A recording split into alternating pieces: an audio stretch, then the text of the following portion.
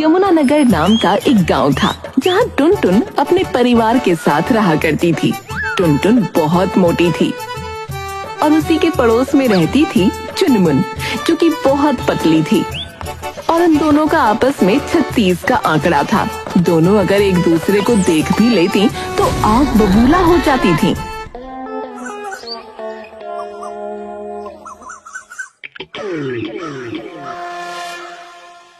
गजब का है दिन देखो जरा, ये दीवानापन सोचो जरा।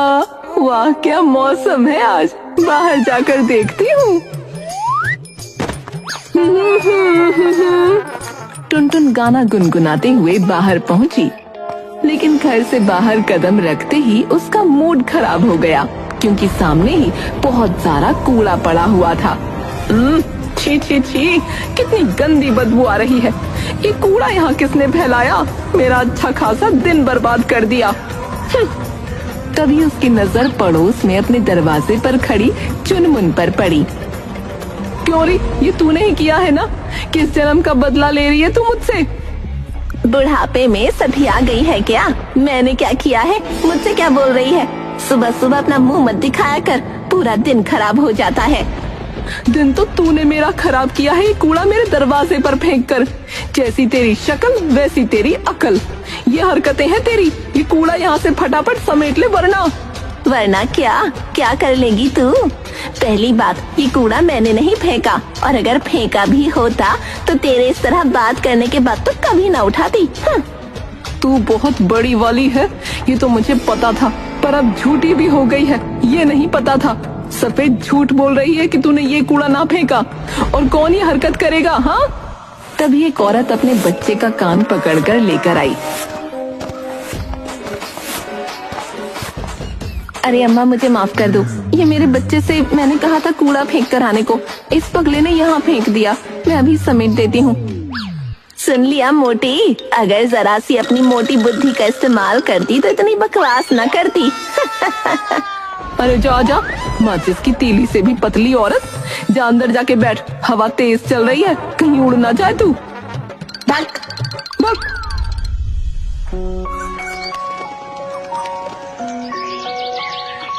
एक दिन चुनमुन का प्रिय मुर्गा, जिसका नाम चीकू था, गलती से टुनटुन के आंगन में चला गया। चुनमुन को जब पता चला तो वो गुस्से से लाल पीली होकर टुनटुन के घर पहुंची।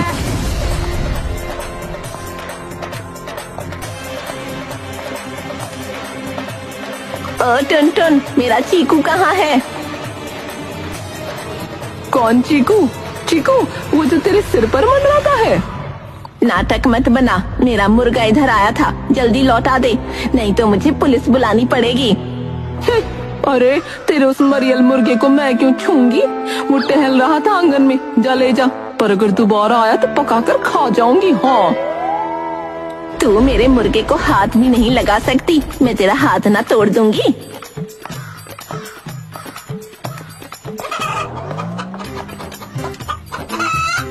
उस समय तो चुनमुन अपना मुर्गा लेकर चली गई, लेकिन दूसरे दिन उसका मुर्गा फिर से गायब हो गया। अब वो सीधी टुनटुन के घर पहुंची।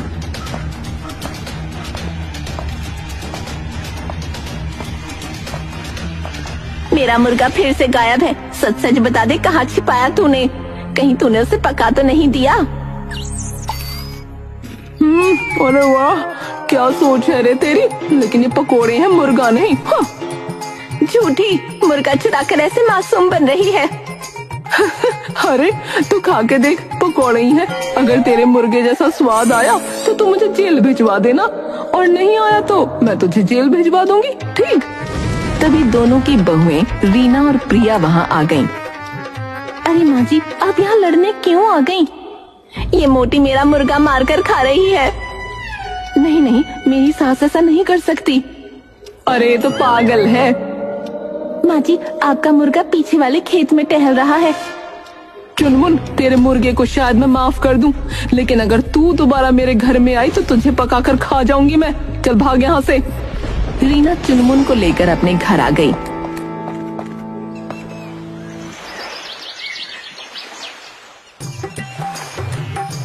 टुनटुन बैठी हुई थी। तभी एक सब्जी वाले की आवाज आई।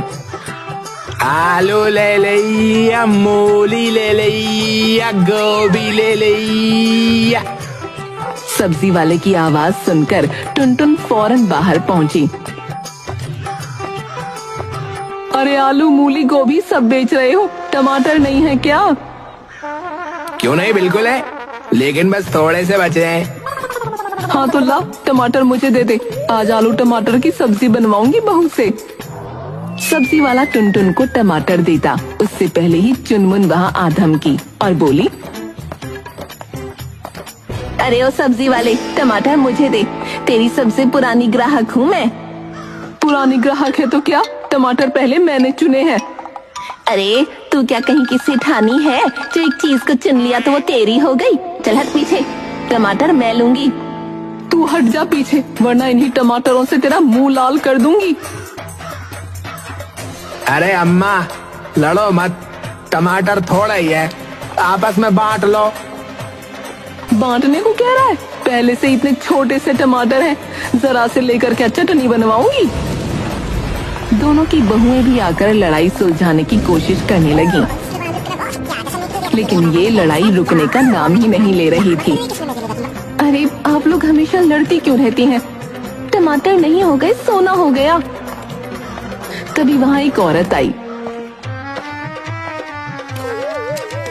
और चुपचाप टमाटर खरीद कर चली गई।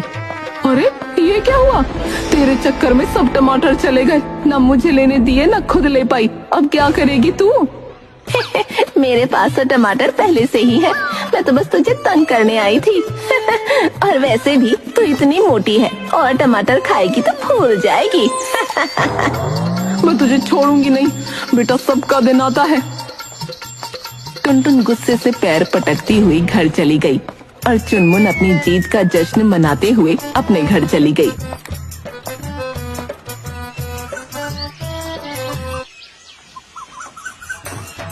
फिर गांव में एक दिन मिसेस सीनियर सिटीजन कंपटीशन की अनाउंसमेंट हुई। जैसे ही ये खबर टुनटुन और चुनमुन को मिली, दोनों के चेहरे खुशी से चमक उठे। दोनों ने तय कर लिया कि इस कंपटीशन में हिस्सा जरूर लेंगी।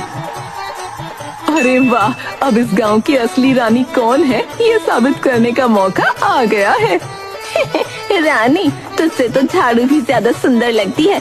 मैं जीतूंगी तो देखती रह।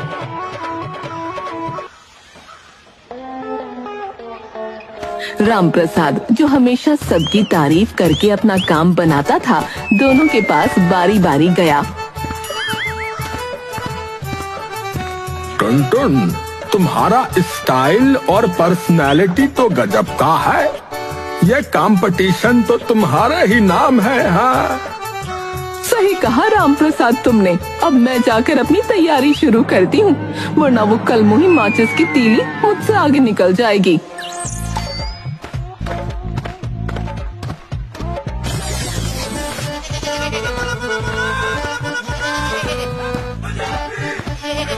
चुनमुन, तुम्हारी चाल ढाल तो मॉडल जैसी है भाई, बाकी तुम्हारे सामने बच्चे लगते हैं। सच कहा, मैं तो पहले से ही जानती थी कि ये कंपटीशन मेरे लिए ही बना है। वो मोटी भैंस पता नहीं इस कंपटीशन में क्यों आई है। चलो खैर, अच्छी बात है, सबका एंटरटेनमेंट हो जाएगा। दोनों अपने अपने घर जाकर तैयारी में जुट गईं। कंपटीशन की तैयारी के दौरान जब टुनटुन और चुनमुन का आमना सामना हुआ तो एक दूसरे पर वो ताने कसने लगी। टुनटुन, साड़ी पहनकर तैयार तो हो जाना, पर ध्यान रखना स्टेज टूट ना जाए। और तू जब रैंप वॉक करेगी तो कहीं हवा में मत उड़ जाना, स्टेज पर जंजीर से बांध कर रखूंगी तुझे। तो स्टेज तक पहुंच भी पाएगी या कुर्सी पर चढ़ने के लिए सीढ़ी लगानी पड़ेगी? बस अब ये कंपटीशन ही बताएगा कि असली महारानी कौन है। दोनों के बीच लड़ाई का मजाक पूरा गांव देखने लगा। गांव वालों को अब इस कंपटीशन का बेसब्री से इंतजार था। टुनटुन ने कंपटीशन की तैयारी के लिए एक प्रसिद्ध ट्रेनर को बुलाया। ट्रेनर जैसे ही पहुंचा, पता चला कि चुनमुन ने भी उसी को बुलाया था। आइए आइए ट्रेनर साहब। अरे ट्रेनर साहब आइए, मैंने बुलाया था आपको। चुप कर सुकड़ी कहीं की, मैंने बुलाया है। आइए ट्रेनर साहब। ओए मोटी, तू कुछ भी कर ले, तेरी चमड़ी पर कोई फर्क ना पड़े। मुझे ट्रेनिंग करने दे। अरे ये तो मेरे घर आया है, पहले मुझे सिखाएगा। क्या बकवास है, मैंने इसे पहले बुलाया था, ये पहले मेरे घर आएगा। अम्मा आप दोनों झगड़ना बंद करो, मैं खुद ही चला जाता हूँ। ट्रेनर वहाँ से भाग खड़ा हुआ। वैसे भी तू कितनी भी ट्रेनिंग कर ले, रहेगी सड़ी हुई। हाँ और तू कितनी भी डाइटिंग कर ले, मोटी तो रहेगी ही। देख लेना, जीतूंगी मैं ही। सपने देख ले, जब मैं जीतूंगी तो तू अपने बाल नोचेगी। गांव वाले उनकी लड़ाइयाँ देख देख कर पक चुके थे। उन लोगों ने दोनों की बहुओं से पूछा कि दोनों इतना क्यों लड़ती हैं?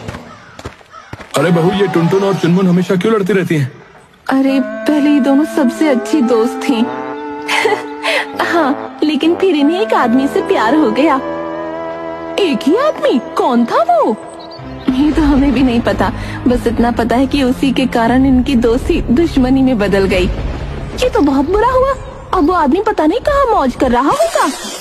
गांव वालों के बीच कानाफूसी शुरू हो गई। अब सबको ये जानने की उत्सुकता थी कि वो आदमी कौन था।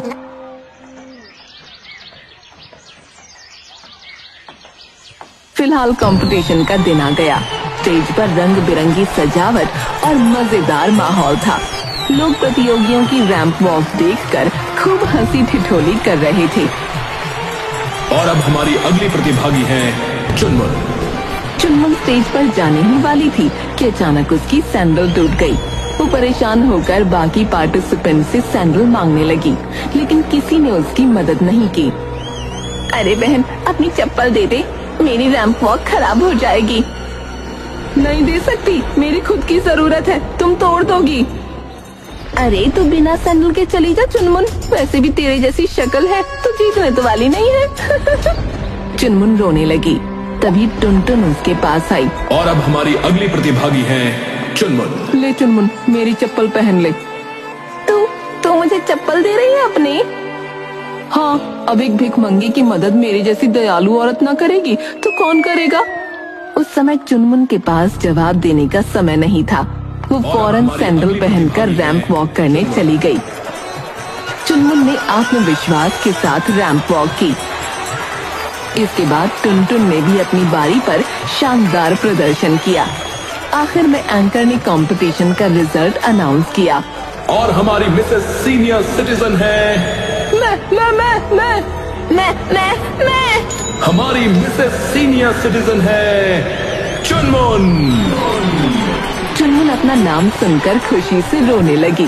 पूरा गांव तालियों से गूंज उठा। बधाई हो चुनमुन, तुमने सच में अच्छा किया। मैं ये तुम्हारी वजह से ही तो जीती हूँ। अगर तुमने अपनी सैंडल मुझे ना दी होती तो मैं तो रैंप वॉक ही ना कर पाती। पर तुमने मेरी मदद क्यों की?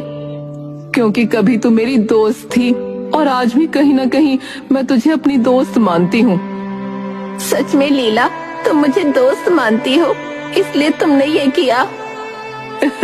हारने का थोड़ा बुरा तो लग रहा है, लेकिन कोई बात नहीं। कभी कभी इंसान को अपनी नफरत और दुश्मनी एक तरफ रखकर कुछ ऐसे काम करने चाहिए जिससे वो कम से कम अपने आप से नजर तो मिला पाए।